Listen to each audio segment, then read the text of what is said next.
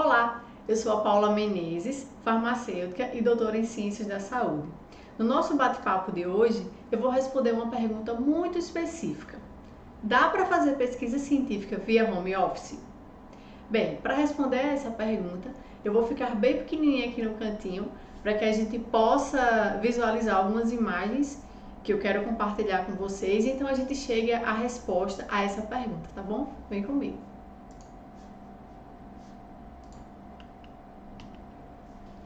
Bem, para que nós possamos imergir no cenário e entender o cenário em que estamos, eu vou comentar sobre essas três imagens que você consegue ver aí na tela.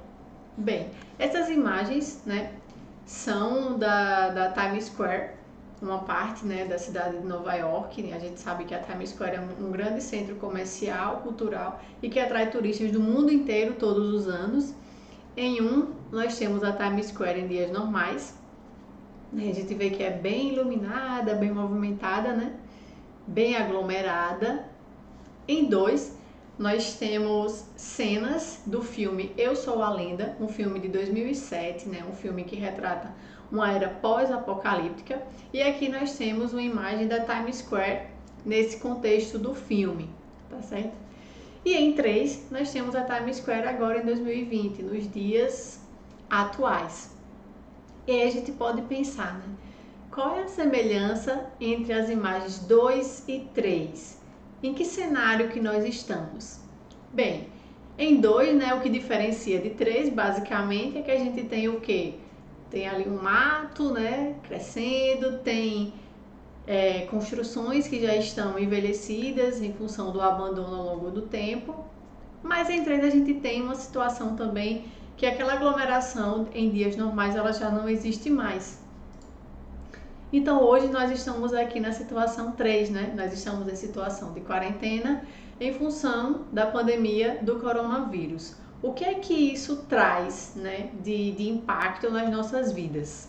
Bem, temos muitas empresas fechadas, para que elas possam fornecer condições de que os seus colaboradores eles fiquem em casa, em isolamento social, para que, mantendo o distanciamento social, a gente consiga prevenir o contágio desse vírus. Então é nesse cenário em que nós estamos hoje, tá certo?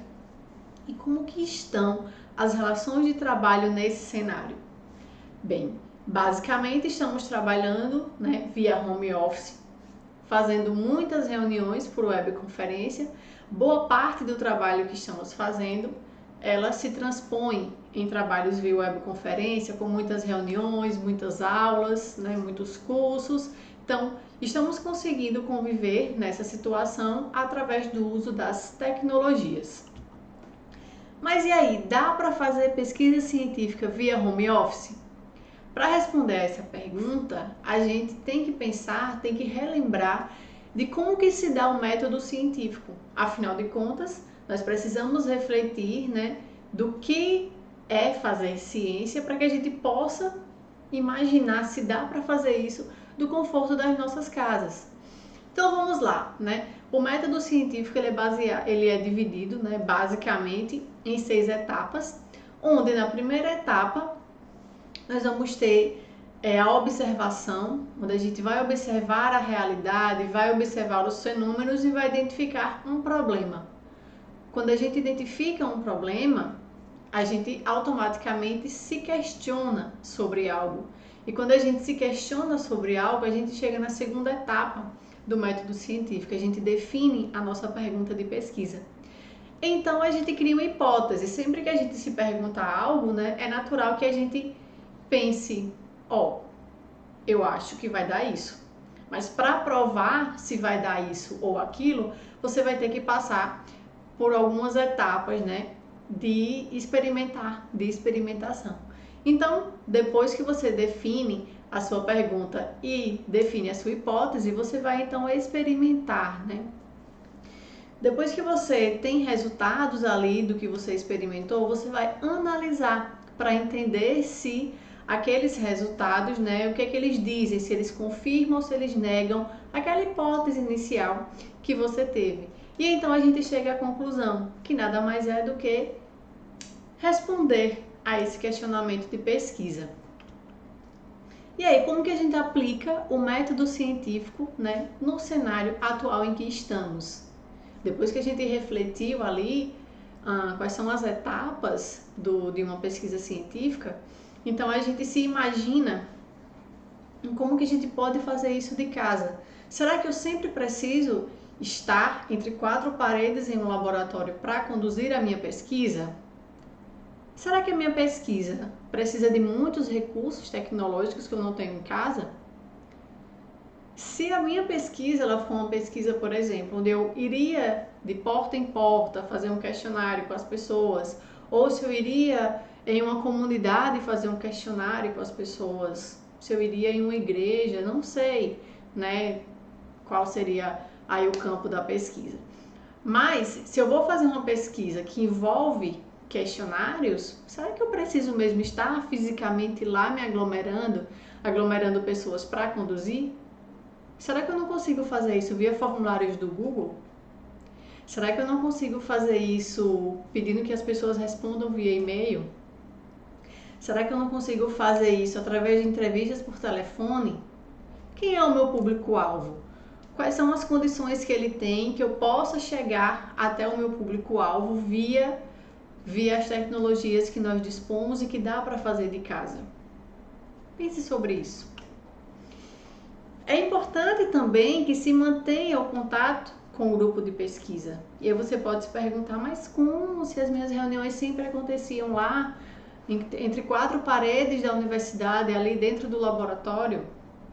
Será que não dá para fazer isso usando uma chamada de vídeo no WhatsApp, usando uma chamada de vídeo no Hangouts, no Google Meet, no Zoom? Será que não dá para fazer uma reunião virtual onde cada um possa fazer isso da sua casa? Manter uma reunião virtual com um grupo de pesquisa é fundamental para que as questões que envolvem o desenrolar do seu estudo, que elas possam ser melhor discutidas, que elas possam ser melhor alinhadas e melhor delineadas. Dá também para fazer, sabe o que aí do conforto da sua casa? Escrever artigos. E aí você pode pensar, mas como se os meus resultados estão presos no laboratório? Bem, se os seus resultados estão presos no laboratório, coloque a sua máscara e vá lá no laboratório, pegue todos os seus resultados para você poder escrever em casa. Outra opção é, eu fui uma pessoa precavida, eu já trouxe os resultados comigo, eu já tenho, então agora eu só preciso trabalhar neles. Mas eu não sei o que eles significam, não sei interpretar. Então a gente volta aqui para a segunda condição. Compartilhe essas imagens, esses seus resultados lá na reunião de webconferência com o seu grupo de pesquisa. Com certeza eles vão te ajudar a discutir melhor esses resultados, a você entender melhor. E aí você vai conseguir escrever o seu artigo. Outra situação é, mas Paulo, eu acabei de entrar no mestrado, eu acabei de entrar no doutorado, né? Era o meu grande sonho. Mas e como que eu vou fazer se agora a gente não sabe quando que vai voltar ao normal? Ou como será o novo normal? Então, se você não tem dados para ir escrevendo os artigos oriundos da sua pesquisa, se você não tem dados para ir escrevendo a sua dissertação, a sua tese, ou quiçá o seu TCC, será que existem outras formas de fazer isso? Aí eu vou te dar alguns exemplos. Existe um tipo de artigo científico que é chamado de revisão sistemática. Essas revisões sistemáticas, elas também podem ser dissertações ou elas também podem ser teses. Você sabia disso? E aí eu trouxe aqui alguns exemplos para que a gente possa refletir se dá para fazer uma pesquisa com revisão sistemática, tá certo? Porque muita gente tem preconceito, muita gente acha, mas uma pesquisa de revisão sistemática é muito pouco. Será que dá para fazer? Será que dá para obter o meu título fazendo um trabalho desse tipo? Tá certo? Então eu trouxe aqui dois exemplos básicos, tá? Eu trouxe aqui uma dissertação de mestrado que foi defendida na Fundação Oswaldo Cruz, né, que a gente conhece como Fiocruz, uma grande instituição de pesquisa aqui no Brasil, que era uma revisão sistemática de estudo de avaliação econômica sobre o uso do brometo de tiotrópio para o tratamento da doença pulmonar obstrutiva crônica.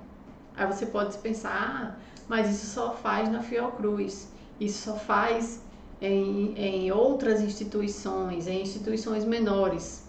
Aí eu te dou o exemplo de uma das maiores instituições de ensino e pesquisa do Brasil, que é a USP, né, a Universidade de São Paulo. Ó, essa revisão sistemática que foi também uma dissertação de mestrado.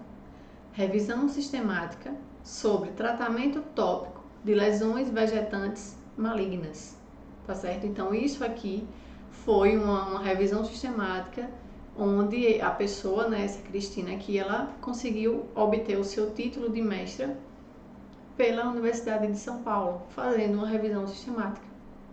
Então tá vendo que dá para fazer revisão sistemática com uma pesquisa científica? E aí você pode se perguntar: ah, mas revisão sistemática é mais da área da saúde. Tudo bem, as revisões sistemáticas, elas se popularizaram na área da saúde, mas elas também estão sendo expandidas em outras áreas. E nada melhor do que o cenário atual para você ser um dos pioneiros nisso. O que é uma revisão sistemática, afinal de contas? Se não é você ter uma ideia, tá? Você tem uma ideia, você ter uma pergunta de pesquisa, você ter essa pergunta de pesquisa baseada em um problema e você ir buscar o que já tem de trabalho sobre isso. E aí você conduz a sua pesquisa assim.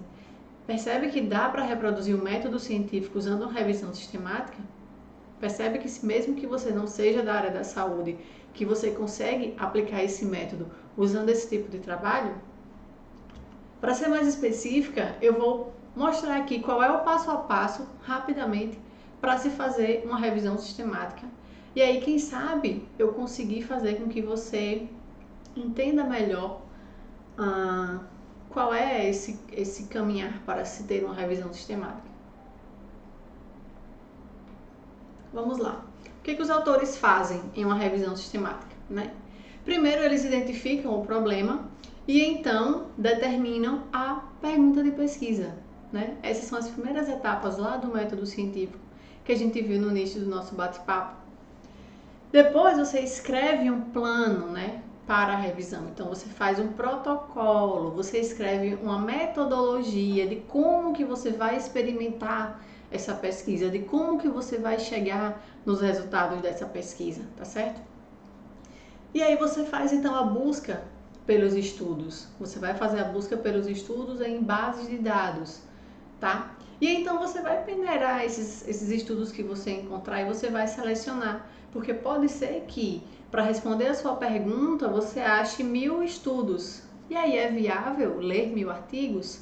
Talvez seja demais. Talvez você precisa verificar através dos seus critérios de inclusão e exclusão se realmente todos aqueles 1000 artigos respondem a sua pergunta de pesquisa ou se após você filtrar, né, com seus critérios, se não vão sobrar menos artigos, né, uma quantidade razoável para que você consiga ler e conduzir então a sua revisão. Então você vai extrair os dados dessa pesquisa, você vai acessar a qualidade dos estudos. Então aqui 2 pontos-chave que eu dei. Escrever um protocolo de pesquisa, certo? Escrever um protocolo de pesquisa é importante para mostrar que você está conduzindo um trabalho sério e para mostrar a outras pessoas que elas não precisam fazer essa pesquisa porque você já está fazendo e se elas fizerem vai ser uma repetição e repetição não é muito legal em ciência. Quando você acessa a qualidade dos estudos, você está mostrando que a sua revisão sistemática é uma revisão séria, que ela é uma revisão sistemática robusta, tá bom? Depois você vai combinar os dados e quando você combina esses dados, você pode fazer de 2 formas. Ou você pode fazer só descrevendo os pontos-chave de todos os artigos que você teve, ou você pode fazer isso através de uma meta-análise, ou você pode combinar os dois, que é o mais comum, né? O que é uma meta-análise?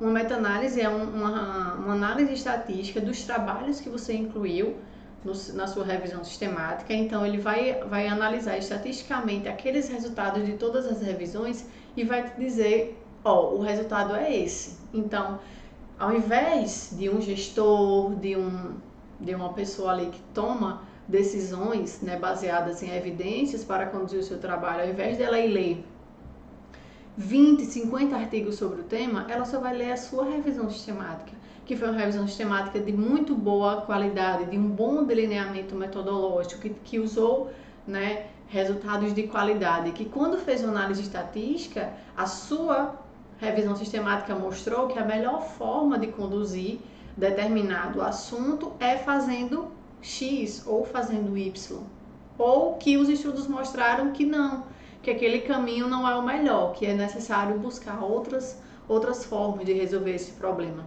percebe? Então, quando você faz uma revisão sistemática, que você discute, que você conclui os achados baseados nesses trabalhos, então você tem ali o seu produto. Você tem o produto da sua pesquisa científica, que nada mais é do que a sua revisão sistemática pronta. E aí você vai disseminar esse trabalho, que é um trabalho árduo, viu? Leva um certo tempo para fazer isso, requer muita dedicação, porque você precisa fazer isso com os trabalhos, né, mais atuais. Se você demora muito para fazer, a sua revisão fica desatualizada. E como que você vai disseminar isso? Você pode disseminar a sua revisão na dissertação, como eu mostrei 2 exemplos, e que existem vários exemplos.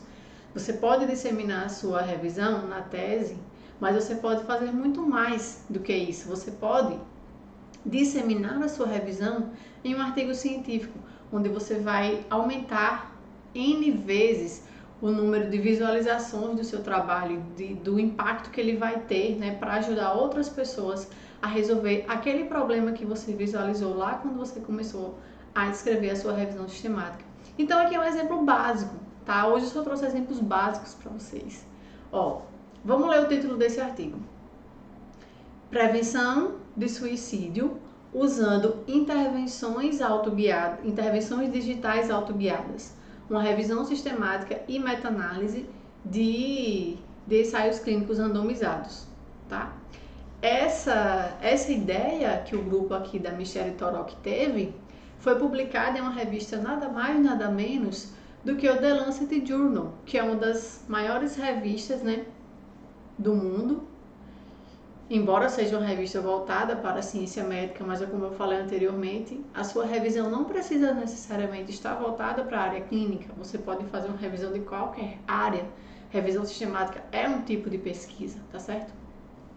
Essa revista basiquinha, ela tem um fator de impacto de apenas 59,1, tá bom? Isso nem precisa dizer, nem precisa pesquisar no Qualis da CAPES, que isso é uma revista 1, que isso é uma revista da maior qualidade que tem, que é uma das revistas mais citadas e mais lidas do mundo. Por quê? Porque ela faz um trabalho sério. E publicar uma revisão sistemática em uma revista dessa não é qualquer coisa, tá certo? Requer muito trabalho.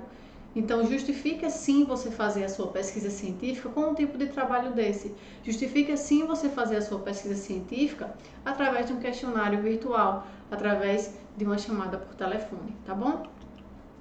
Voltando aqui para a revisão sistemática, o que é que ela traz ainda, né?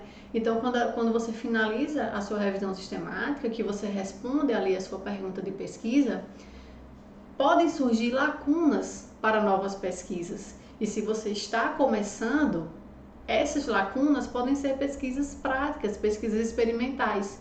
E aí você pode, quando passar esse processo de isolamento social, você pode ir lá no laboratório e conduzir a sua pesquisa experimental. E você fazer a sua dissertação ou tese com 2 capítulos. Um primeiro com a revisão sistemática, que evidencia a lacuna, e o segundo que prova, né, que preenche aquela lacuna. Ou não vai dar tempo, ou a sua revisão pode ser somente uma revisão sistemática, com uma boa meta-análise, tá? Porque esse tipo de trabalho tem uma excelente evidência científica. É o trabalho que tem maior evidência científica, inclusive. Então, você vai estar contribuindo também para a área científica com um trabalho de qualidade, com um trabalho robusto. E o que você precisa, então, para fazer uma revisão sistemática? Bem, para fazer uma revisão sistemática, você precisa de ter um bom computador em casa, não precisa, né, estar em outro lugar, você pode fazer isso aí da sua casa. E o ideal é que você tenha uma boa rede de colaboração, né? Para você fazer uma boa revisão sistemática, não se faz sozinho, precisa de ter um time por trás. E você pode manter relações interpessoais com esse time através dos canais de webconferência, que eu citei alguns anteriormente, né? Até porque isso vai ser bom para você, para sua saúde mental. Você vai se manter ocupado, fazendo ali o seu trabalho, não vai ficar ansioso ou ansiosa porque está parado, né? A sua pesquisa está parada durante esse período e você ainda vai manter relações sociais, mesmo que pela internet, tá? Porque nós, seres humanos, nós evoluímos para termos relações interpessoais. A gente gosta, a gente precisa de conversar. Nem que seja através de uma câmera, mas a gente precisa interagir com as pessoas. E em uma revisão sistemática, quem são as pessoas que podem interagir com você e contribuir para você ter um trabalho de excelente qualidade? Você pode contar com a ajuda de um bibliotecário para te ajudar a usar as bases de dados e buscar, né, os artigos que respondem a sua pergunta de pesquisa. Você pode contar com a ajuda de uma pessoa que entende bem de estatística, de um estatístico, onde ele vai ajudar a fazer ali a sua meta-análise. Então você não precisa saber tudo sozinho, tá certo? Ter boas publicações, o segredo nada mais é do que você ter uma boa rede de parcerias por trás, tá? Então é bom que você tenha especialistas no tema da sua área, para que eles consigam contribuir ainda mais com o seu trabalho. É bom que você tenha colegas que te ajudem na leitura dos artigos, porque pode ser que a revisão traga muitos artigos e você sozinho não vai dar conta de ler. Ou melhor, é importantíssimo, é imprescindível que tenha no mínimo 2 pessoas na leitura, ou 3, para que em caso de empate, né, um acha que esse artigo vai ser incluído, o outro acha que não vai ser incluído. Então você tem uma terceira pessoa que vai dar o veredito, que vai ser o juiz, que vai dizer, olha, não, o artigo realmente ele atende os critérios de inclusão e ele precisa ser incluído. Então percebe que você precisa ter uma rede de apoio por trás? Percebe que dá para fazer pesquisa científica aí no conforto da sua casa? Até porque a gente não sabe como vai ser o novo normal, né? Até agora nós conversamos sobre como fazer, né, durante um período atípico como esse, né, onde a gente precisa trabalhar de casa. Mas e como vai ser o novo normal? E depois que tudo isso passar, será que todo mundo vai conseguir ir todo dia, né, para o laboratório, todo mundo junto? Será que vão existir escalas ou rodízios lá dentro do seu grupo de pesquisa? Será que a gente não vai precisar ainda por um tempo viver, né, um pouco mais distante, pelo menos a 2 metros de distância dos nossos colegas, para que a gente evite contágio? A gente não sabe até quando isso vai demorar, então a gente não sabe muito bem como vai ser o novo normal, mas a gente sabe que não vai ser um normal igual antes. Então, se formos trabalhar em esquemas de escala, como que você vai fazer nos dias que não for a sua escala do grupo, nos dias que não for a sua escala do laboratório? Então, você pode fazer análise dos dados aí na sua casa, dos dados que você obteve lá no dia que você foi no laboratório.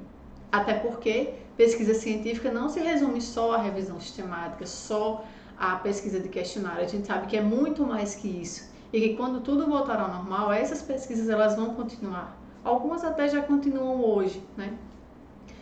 Então, além de você fazer a sua análise de dados em casa, além de você escrever a sua dissertação, escrever a sua tese, escrever os seus resultados de casa, você vai poder manter aquele ritmo de reuniões por webconferência com o seu grupo de pesquisa, onde você vai estar discutindo melhor o seu dado, né? Entendendo melhor o seu resultado, tá bom? Então, talvez a gente ainda vai precisar continuar aí um bom tempo com esse tipo de relações, né? Usando as tecnologias ao nosso favor, tecnologias que vieram para ficar e que têm nos ajudado muito. E aí eu te pergunto, você vai deixar de lado o seu sonho de ser mestre, mestra, doutor ou doutora por causa de um cenário atípico que passamos? Será que vale a pena desistir do seu sonho por conta disso? Será que não tem formas de a gente lutar, né? De a gente, ainda diante de uma situação difícil, conseguir atingir os nossos objetivos? E aí eu te pergunto, diante de tudo que a gente conversou hoje, diante de todas as ferramentas, as estratégias que eu te mostrei, será que dá para fazer pesquisa científica via home office? Não deixe os seus sonhos de lado diante das dificuldades. Seja como uma Mandacaru, floresça diante das adversidades. Qual é a adversidade em que nós estamos hoje?